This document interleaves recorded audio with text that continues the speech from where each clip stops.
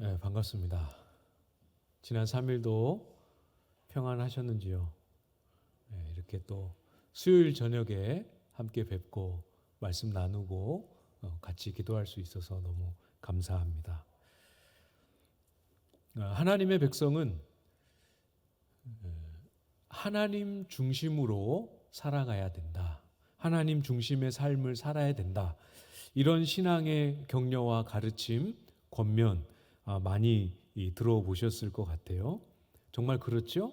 우리의 인생의 그 모든 걸음과 여정의 그 정중심에 하나님이 딱 자리하셔서 하나님이 결정하시고 또 하나님이 판단하시고 하나님이 주관하시는 그런 인생이 되어야, 그래야 우리의 인생은 정말 복된 인생이 될 수 있는 거죠. 아마 그런 중요성과 필요성에 대해서는 다 알고 계실 것 같아요. 그렇지만 우리가 알고 있는 것과는 또 별개로 막상 살아가려고 하다 보면 일단 그게 말처럼 쉽지 않다라는 것을 우리 마음의 삶에서 또 많이 경험하게 되지 않습니까? 하려고 해도 또 우리의 연약함도 있고 또 우리의 마음의 죄성도 있고 그래서 자주 넘어지게 되기도 하고 또 때로는 그렇게까지 해야 되나 싶은 마음에 안 하고 싶은 마음이 또 이렇게 우리의 마음속에 찾아오게 되기도 하지 않습니까? 또 때로는 혼자는 하나님 중심으로 잘 살고 있다고 생각하는데 사실은 그렇지 못한 착각 속에 살아가게 되는 경우도 종종 만나게 되는 것 같습니다. 오늘 우리가 살펴볼 시편 33편은 하나님을 찬양하는 찬송의 기도입니다. 그렇지만 찬양이지만 그 구절마다 내용마다 우리의 신앙의 정말 귀중한 원리와 원칙과 이 가르침과 권면의 내용들이 굉장히 많이 담겨 있어요. 찬양이지만 우리를 향한 한편의 설교와도 같이 느껴질 수 있을 정도로 신앙의 원리들이 참 많이 뚜렷하게 담겨 있습니다. 그래서 이 시편 말씀 우리가 전체는 아니지만 시편 10절부터 19절까지 말씀이지만 이 본문 같이 우리가 묵상하면서 그래도 어제보다는 조금이라도 더 하나님 중심의 삶으로 한 걸음 더 나아가는 그런 시간 같이 한번 가져보려고 합니다. 가장 기본은 이거 먼저 딱 기억하고 시작하시면 좋을 것 같아요. 가장 기본은 하나님을 믿을 수 있어야 합니다. 신뢰가, 하나님에 대한 신뢰가 우리 속에 회복되거나 더 깊어져야 하는 거죠. 당연히 그렇지 않겠습니까?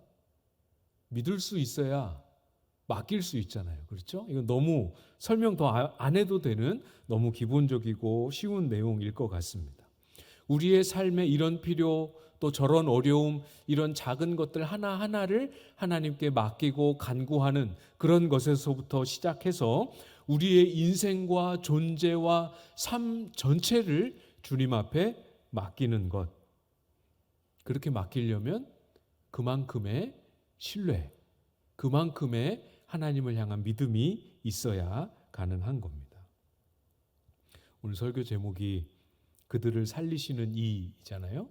19절 말씀에서 이 설교 제목을 따왔는데 표현 자체는 그들을 살리시는 이 이렇게 해서 나와 상관없는 것처럼 언뜻 보면 보일 수 있겠지만 오늘 말씀을 같이 묵상하면서 그들이 아니라 여기 이제 우리를 넣어서 우리를 또는 나를 살리시는 이라는 이 고백, 하나님이 정말 내가 알 때에도 모를 때에도 눈치챌 때에도 그렇지 못할 때에도 늘 나를 살피시고 나를 살리시고 나의 삶을 이끌어 오셨음을 고백하는 이 고백이 우리의 믿음의 회복과 함께 우리의 고백 속에도 회복되는 그런 시간이 되기를 기대합니다. 먼저 12절 말씀을 보시면 여호와를 자기 하나님으로 삼은 나라 곧 하나님의 기업으로 선택된 백성은 복이 있도다 이렇게 고백합니다. 하나님과 이스라엘 사이에 언약 관계가 맺어지는 것을 표현한 구절이에요. 그래서 나는 하나님을 믿고 따르는 하나님의 백성으로 살겠다.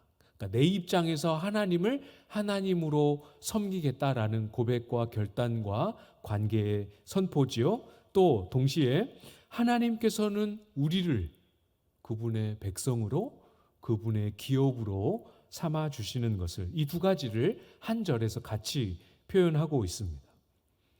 하나님의 백성됨이, 하나님의 자녀됨이, 성도됨 그 자체가 복이다. 이렇게 고백을 하고 있지요. 정말 그렇습니다. 우리가 하나님의 백성 되는 그 자체가, 다른 것이 거기에 더하여지지 물론 더하여지면 더 좋겠지만 그렇게 되지 않는다 하더라도 하나님의 백성됨 자체가 복이다라는 사실입니다.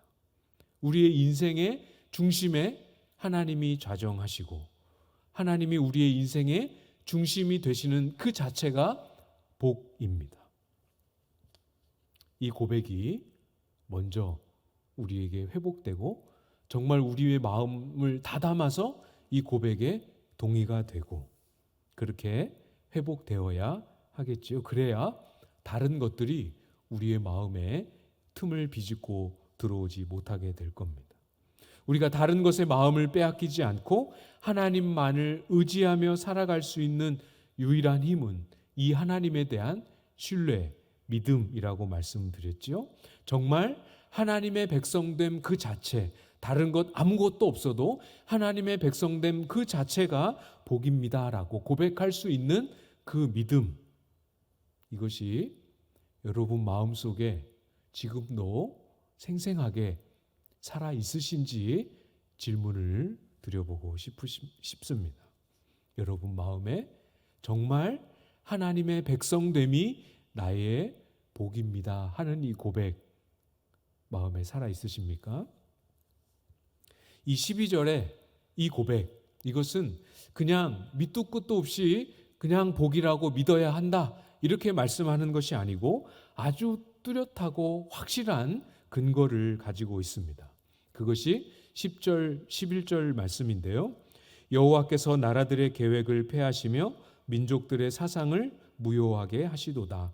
여호와의 계획은 영원히 서고 그의 생각은 대대에 이르리로다.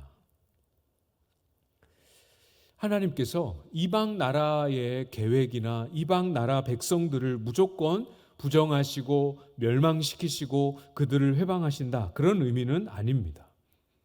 물론 하나님께서 하나님을 대적하는 나라와 민족들, 하나님의 백성들을 억압하고 고통스럽게 하는 대적들을 하나님은 막으시고 개입하셔서 심판하시고 멸하시기도 하는 심판을 행하십니다. 그렇지만 여기가 이 구절이 담고 있는, 이 10절 말씀이 담고 있는 의미의 넓은 의미는 하나님이 굳이 개입하셔서 막지 않으신다 하더라도 이방 나라들, 열방의 계획과 사상은 영원할 수 없다라는 사실을 말씀하고 있습니다. 죄 가운데 만들어지고 욕심과 욕망 가운데 빚어지고 자신의 이익과 자신의 권력을 위해서 만들어진 계획과 사상이기 때문에 당연히 영원할 수 없고 얼마 못 가서 패할 수밖에 없는 거죠. 이 계획을 시도했을 때 물론 일시적으로 누군가는 원하던 바를 얻을 수 있을지는 모르겠습니다. 그렇지만 훨씬 더 많은 사람들에게 고통을 안겨다 주고 다른 많은 사람들의 소유와 권리를 빼앗으면서 고통을 주게 되지 않습니까? 세상 질서가 그렇지요. 반드시 누군가의 것을 빼앗아서 소유를 만들어가는 것이 세상의 질서 아닙니까? 그렇지만 하나님의 질서는 그렇지 않죠. 여호와의 계획, 또 그분의 생각은 영원하다 이렇게 말씀합니다.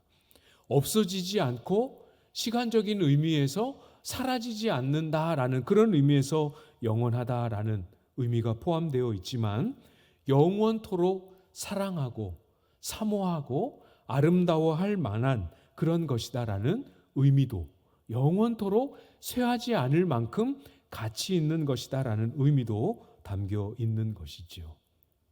하나님이 정하신 질서와 하나님이 정하신 계획과 그 하나님의 지혜와 계획이 담겨 있는 하나님의 명령을 그 하나님의 백성들이 그들의 삶을 통해서 잘 지키고 실천하고 만들어 가면 영원한 나라에서나 볼 수 있는 질서와 열매와 가치들이 이 땅에서 실현이 되고 만들어지는 것을 우리에게 약속하신 하나님의 말씀입니다.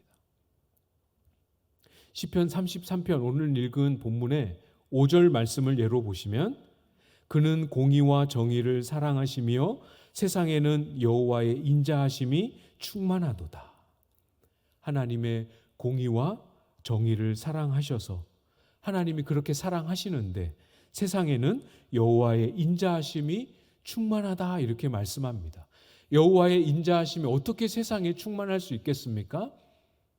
그 영원한 하나님의 인자하심을 귀하게 여기고 순종하는 하나님의 백성들의 삶을 통해서 세상 가운데 충만하게 됨을 말씀하시죠. 이것이 우리의 복입니다. 하나님의 계획과 하나님의 지혜와 하나님의 성품이 가득 담겨 있는 그 하나님의 명령을 우리는 지혜가 부족해도 하나님의 성품이 부족해도 하나님의 계획에 대한 이해가 없어도 하나님의 계획과 성품과 지혜가 풍성한 그 명령을 우리가 따르고 순종하기만 하면 그 열매가 우리의 삶의 자리에 우리의 삶의 분기 속에 맺어지고 나타나게 된다라고 하는 약속이죠. 지혜이든 공의로움이든 인자하심이든 그 무엇이든지 간에 하나님의 성품에서 만들어진 그 열매가 저와 여러분의 소유가 된다라고 말씀하십니다. 어떻게 하면요? 지혜가 담긴 성품이 담긴 그 말씀에 순종하기만 하면 참 놀라운 복 아닙니까? 지혜가 부족해도 괜찮아요. 조금 어리석어도 상관없습니다. 왜요? 지혜가 가득 담긴 나는 어리석어도 하나님의 지혜가 가득 담긴 그 말씀에 순종하기만 하면 도무지 지혜롭지 못한 삶의 걸음인데 정말 지혜 가득한 삶의 열매가 그 걸음 속에 맺히는 이 신비로운 삶을 저와 여러분에게 약속하셨습니다. 비록 나는 이기적이고 욕심 많고 사랑하는 삶을 살아낼 능력도 자질도 전혀 없는 사람이어도 괜찮다라는 똑같은 원리가 적용이 되죠. 욕심 안 따르고 이기심 따라 행하지 않고 하나님의 명령 따라서 행할 때 사랑 가득 담긴 하나님의 말씀의 열매가 나의 삶에도 우리의 삶에도 맺히게 되는 것이죠. 이것이 바로 저와 여러분의 하나님의 백성된 자에게 주어진 약속, 복입니다. 얼마나 큰 신비이고 은혜입니까? 그렇죠? 9절 말씀에서 고백하고 있는 것처럼 말씀하신 대로 이루어지고 명령하신 대로 견고하게 하시는 그 일이 우리의 삶을 두르고 우리의 삶의 걸음 속에 동행하신다 이렇게 약속하셨습니다. 말씀하신 대로 틀림없이 행하시고 열매 맺게 하시는 그 하나님께 우리의 인생을 그 하나님의 말씀에 우리의 인생을 맡길만 하지 않겠습니까? 맡겨보시고 일정한 기간만이라도 맡겨보시고 말씀대로 따라가 보십시오. 틀림없이 나한테서는 나의 손에서는 나올 수 없는 열매와 변화와 일하심의 흔적들이 나타나는 것을 경험하게 될 것입니다. 하나님의 말씀에 틀림없이 신뢰하고 맡길 수 있겠다.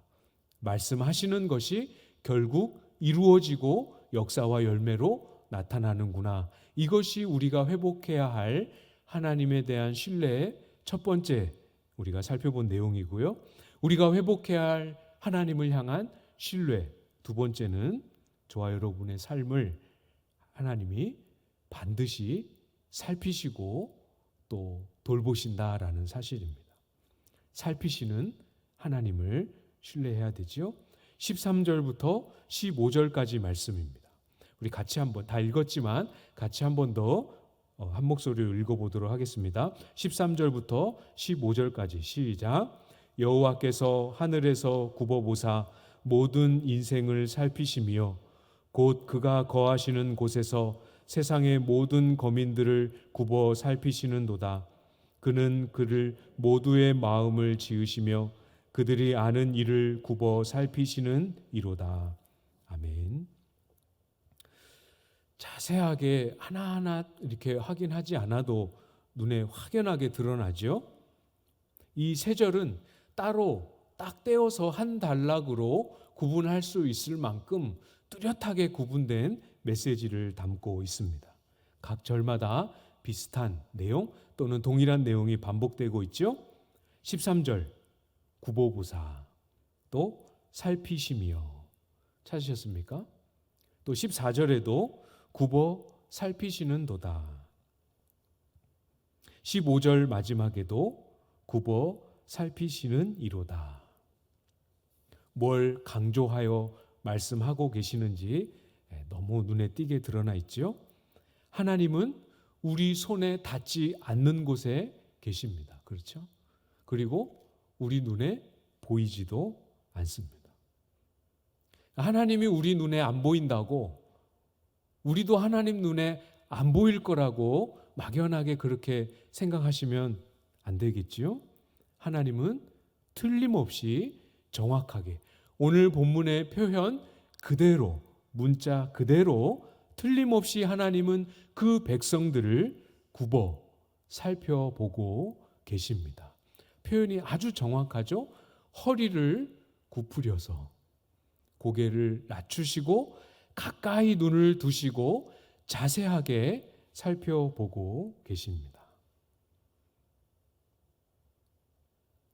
기도 많이 하고 또 성경도 많이 읽고 교회 봉사도 잘하고 모든 면에서 저분처럼 하면 내가 하나님이어도 굽어 살피고자 하는 마음이 막 들겠다. 그런 분들만 굽어 살핀다 말씀하지 않고 계시죠. 14절에 있는 것처럼 세상 모든 거민을 보신다 이렇게 말씀하십니다. 한 사람도 예외됨 없이 내가 어떠하든 나의 형편이 어떠하든 나의 신앙의 모양이 어떠하든 상관없이 누구도 적어도 여기 계시는 분이라면 누구도 하나님의 굽어 살피시는 은혜의 범위 안에 소외될 분은 단 한 분도 안 계십니다. 한 사람도 예외됨 없이 굽어 살펴 계십니다. 또 말씀하십니다. 15절에서는 하나님이 그 모든 사람의 마음을 지으신 분이시다 이렇게 고백을 하지요. 마음을 만드시고 마음을 지으신 분이기 때문에 하나님께서 관찰하지 못할 마음의 구석이 없습니다. 아무리 마음 깊은 곳에 숨겨두어도 아무리 마음 깊은 곳에 사람의 생각이 심지어는 스스로의 생각도 미치지 못할 만큼 깊은 곳에 난 스크래치조차도 하나님은 예외됨 없이 놓치심 없이 다 살피고 보고 계신다라고 말씀하십니다. 하나님이 보지 못하실 사람, 하나님이 알지 못하실 마음의 깊은 것 단 하나도 없이 모든 것을 다 보시고 알고 계십니다. 믿으실 수 있으시겠어요? 다 보고 계시고 다 알고 계십니다. 오늘 내가 마주한 삶은 어제랑 하나도 다를 바가 없어서 오늘도 하나님의 손길이라고 고백할 만한 것 별로 사실 느끼지 못하고 오늘도 어제와 똑같은 무게 내 힘으로 다 감당하는 것 같고 오늘도 어제와 똑같은 아픔 내 힘으로 다 뚫어가고 견디기만 하는 것 같아 보이고, 또 그렇게 여기고 그렇게 생각하시는 분들 혹시 계시는지 모르겠습니다. 전혀 그렇지 않다는 거 다시 한번 마음에 잘 확인하셨으면 좋겠어요.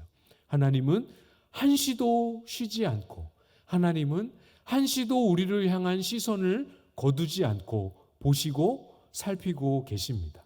감찰하시고 관찰하시고 무엇이 필요한지 예의주시하시며 모든 것을 감찰하시는 그분의 눈빛뿐만 아니라, 시선뿐만 아니라 우리를 살피시고 돕고 돌보시는 손길도 함께 하십니다.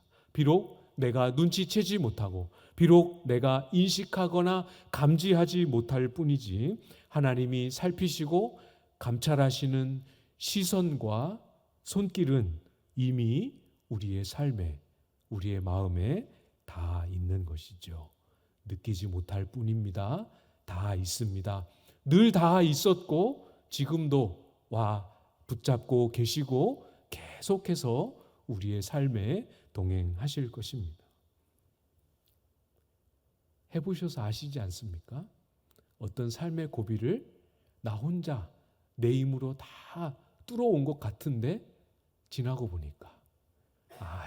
보니까 비로소 보이고 느껴지는 것, 그때 나 혼자 있는 것 같았는데 그렇지 않구나. 하나님이 이렇게 보셨고 이렇게 도우셨고 이런 은혜도 베푸셨구나 하는 것, 적어도 지나고 나면 틀림없이 확인하고 고백하게 되는 것, 여기 계신 분들 많이 경험하고 느껴보시지 않으셨습니까?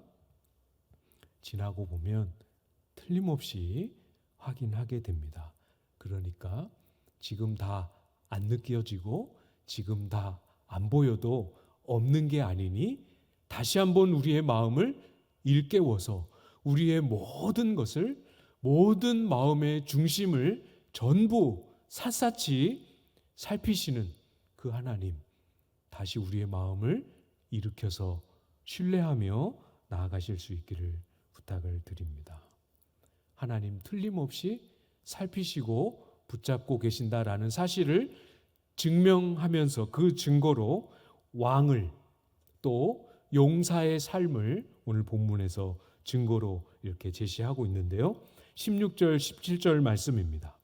많은 군대로 구원 얻은 왕이 없으며 용사가 힘이 세워도 스스로 구원하지 못하는도다. 구원하는 데 군마는 헛되며 군대가 많다 하여도 능히 구원하지 못하는도다. 말씀드렸던 것처럼 두 부류입니다. 군사력이 강한 나라의 왕, 힘이 센 아주 용맹하여 싸움을 잘 싸우는 용사, 이 두 부류를 증거로 제시합니다. 사실은 다윗이 경험한 그 경험에 두 가지 예를 든 것이죠. 왕과 용사, 하나님을 그때 당시의 문화와 배경 속에서 하나님을 의지하지 않을 만한, 하나님을 의지하지 않고 자기 힘으로 살기에 가장 유력한, 가장 하나님을 안 의지할 만한 두 부류입니다. 그렇죠?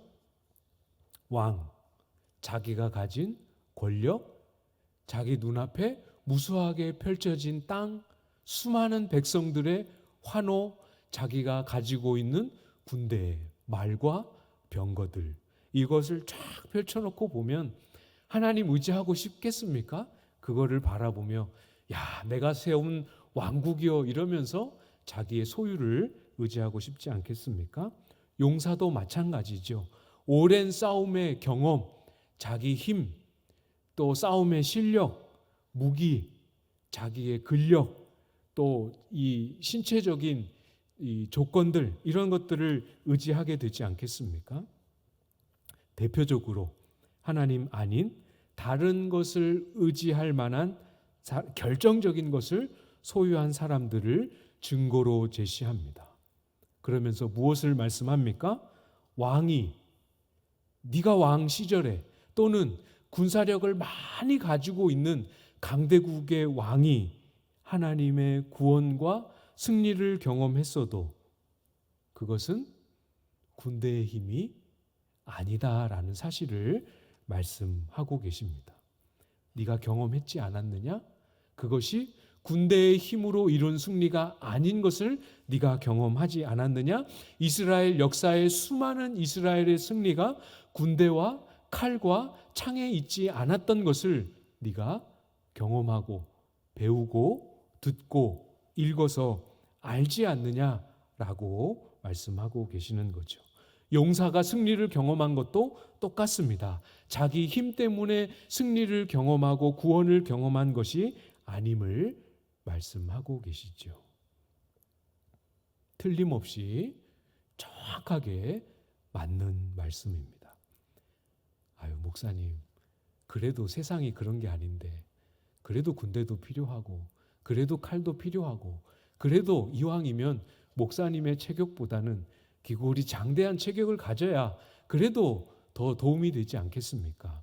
도움이 되겠지만 하나님을 의지하느냐, 하나님을 의지함을 잃느냐, 이것이 우리의 인생의 결정적인 요소인 것을, 틀림없이 결정적인 요소는 하나님을 의지했느냐에 달려 있음을 오늘 본문이 다시 강조하여 우리의 마음에 격려하고 있습니다.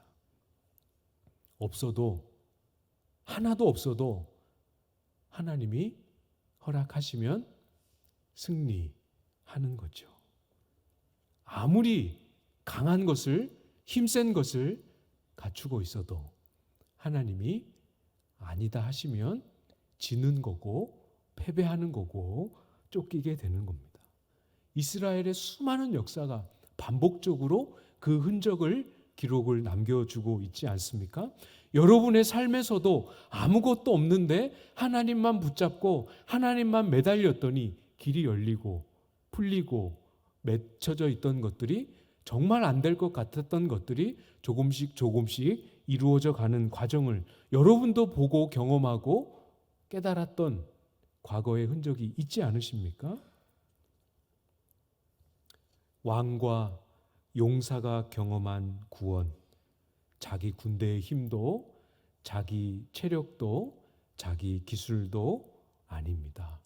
그 구원이 어디서 왔습니까? 우리를 살피시고 하나님 의지하는 자를 살리시고 건지시는 하나님께로부터 온 것입니다. 작은 기도의 제목을 가지고 기도하는 하나님의 백성이나 온 나라를 호령하는 왕과 용맹한 장수나 원리는 똑같습니다. 하나님을 의지하는 자를 살피시고 건지시고 살리시는 하나님께로부터 오는 것이죠. 오늘 18절, 19절 말씀이죠.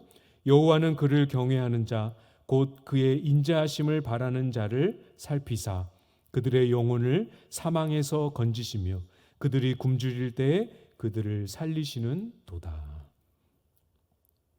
살피시고 감찰하시고 건지시고 살리시는 하나님의 손길입니다.